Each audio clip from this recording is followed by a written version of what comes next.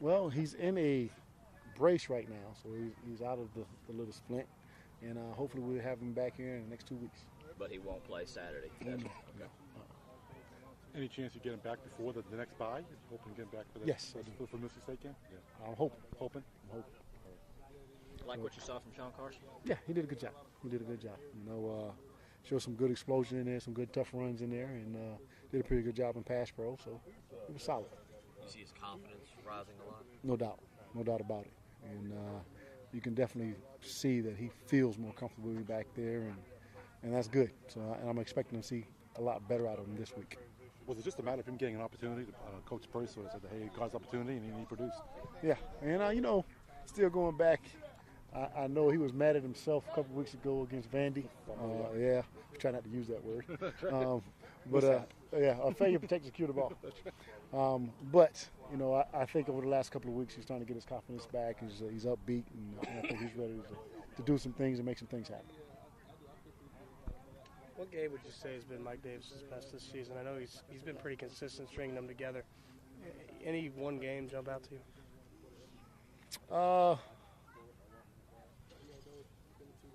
I'll probably the you know, it's kind of different. You know, part of me wants to say Georgia, but we didn't win. Part of me wants to say Central Florida, but the last play he failed to protect and secure the ball. So I really can't count those two. So then I'll probably lean on Kentucky because we actually lined up and started running the ball downhill and did a great job. So. What's that say about him that he's put several of those performances together? Yes, he's done a good job, and we need him to continue to put forth those type of performances and hopefully get some help from Shawn Carson. And excited to get Brandon Wiles back in a couple of weeks as well. Did you envision him becoming kind of that workhorse type guy this year so soon? I knew he was going to have a chance to be the workhorse, and big thing that I want, and I want to make sure we don't necessarily overwork him. Mm-hmm. And I think we've done a pretty good job with that thus far. So we want to make sure that we keep him, you know, around.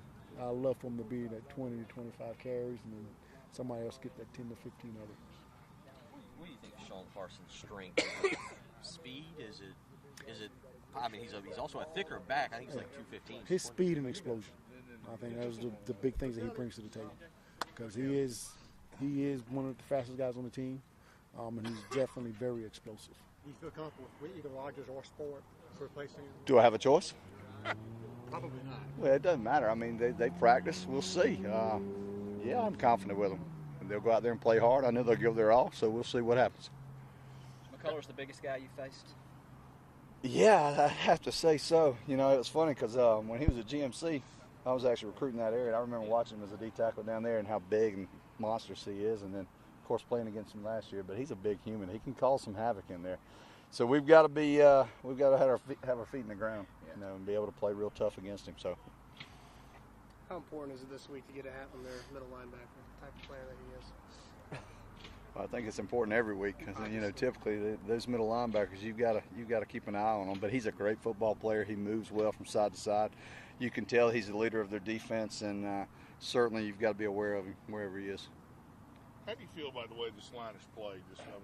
I guess the midway point. Well, you're only as good as your last game. So, you know, last week we were pretty decent. If we play pretty decent Saturday, I'll feel the same way. You know, as soon as we take a step back, you know, like I just said, you're only as good as your last game. I try not to look ahead and look behind. We try to continue to get better. And right now we're heading in the right direction, but it can all go south.